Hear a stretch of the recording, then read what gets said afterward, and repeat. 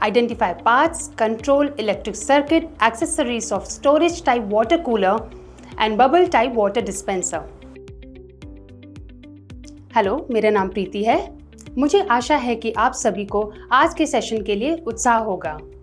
इस मॉड्यूल में हम वाटर कूलर और वाटर डिस्पेंसर के पार्ट्स, नियंत्रण और सहायक उपकरणों की पहचान करना सीखेंगे। इस अभ्यास के अंत में आप सक्षम होंगे स्टोरेज टाइप वाटर कूलर के यांत्रिक और इलेक्ट्रिक कंपोनेंट्स और नियंत्रण की पहचान करने में, बबल टाइप वाटर डिस्पेंसर के पार्ट्स, नियंत्रणों और सहायक उपकरणों की पहचान करने में। अब आइए इस अभ्यास को करने के लिए आवश्यक उपकरण, सामग्री और टूल्स पर एक नजर डालें। इस अभ्यास को करने के लिए आवश्यक टूल्स बार उपकरण हैं।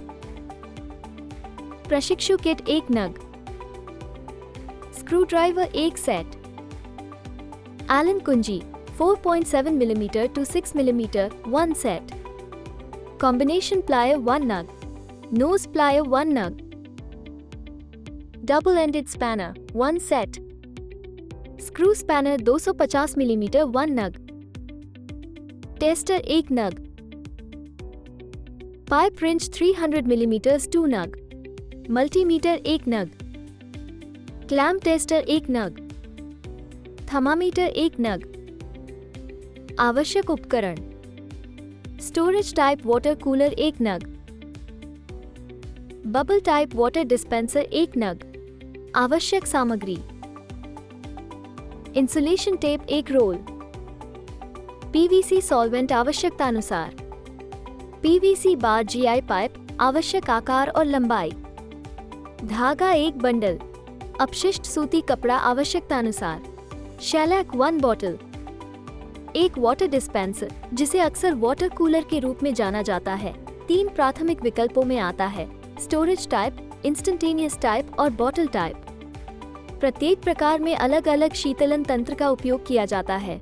स्टोरेज टाइप वाटर कूलर के मामले में पानी को एक टैंक में संग्रहित किया जाता है। इस टैंक में एक वाष्पीकरण करने वाला कॉइल लगा होता है, जिसके माध्यम से एक ठंडा रेफ्रिजरेंट घूमता है, जो पानी से गर्मी को अवशोषित करता है और इसे ठंडा बनाता है। अधिकांश बबल टाइप वाटर डिस्पेंसर में यूनिट के ऊपर उल्टी रखी गई 5 गैलन पानी की बोतल लगी होती है। यह व्यवस्था पानी के स्पिगेट को दबाने पर वितरण प्रक्रिया को सुविधाजनक बनाने के लिए गुरुत्वाकर्षण और वैक्यूम दबाव का उपयोग करती है। स्पिगेट के सक्रिय होने से हवा को बोतल में प्रवेश करने की अनुमति मिलती है, जिससे पानी एक गिलास या बोतल में बह जाता है। अब आइए प्रक्रिया पर आगे बढ़ें। स्टोरेज टाइप वाटर कूलर में भागों और घटकों की पहचान करने के लिए इन चरणों का पालन करें।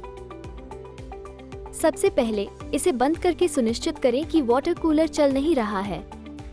फिर वाटर कूलर का सर्विस प्लग हटा दें। इसके बाद सामने के पैनल को अपनी जगह पर कसने वाले स्क्रू को खोलने के लिए एक स्क्रू ड्राइवर का उपयोग करें। स्क्रू हटाने के बाद सामने के पैनल को हटा दें। जल भंडारण टैंक के शीर्ष पर लगे ढक्कन को खोलें। अंदर विभिन्न घटकों और जल लाइनों पर एक नजर डालें। प्रदान की गई रिकॉर्ड शीट की तालिका 1 में इन भागों के नाम लिखें। ये सुनिश्चित करें कि उन्हें उचित प्रकार से लेबल किया गया है। घटकों को रिकॉर्ड करने के बाद स्क्रू का उपयोग करके फ्रंट पैनल को वापस वाटर कूलर पर सुरक्षित रूप से लगाएं। अंत में जल भंडारण टैंक के ऊपरी ढक्कन को बंद कर दें। इन चरणों का पालन करने से आपको स्टोरेज टाइप वाटर कूलर के अंदर विभिन्न भागों और घटकों की पहचान करने में मदद मिलेगी। अब अगली गतिविधि में बबल टाइप वाटर डिस्पेंसर के हिस्सों, नियंत्रणों और सहायक उपकरणों की पहचान करना शामिल है। उसके लिए यदि वाटर कूलर वर्तमान में चालू स्थिति में है तो उसे बंद करके शुरुआत करें। फिर वाटर कूलर की सर्विसिंग के लिए इस्तेमाल किए गए प्लग को हटा दें। सामने और साइड दोनों पैनलों को कसने वाले स्क्रू को ढीला करने और हटाने के लिए एक स्क्रू ड्राइवर का उपयोग करें। स्क्रू हटाने के बाद इन पैनलों को हटा दें। इसके बाद वाटर डिस्पेंसर के सपोर्ट कॉलर और सेपरेटर को बाहर निकालें। उसके बाद दिखाए गए अनुसार डिस्पेंसर के अंदर विभिन्न घटकों और पानी की रेखाओं का निरीक्षण करें। प्रदान की गई रिकॉर्ड शीट की तालिका 2 में इन घटकों के नाम लिखें।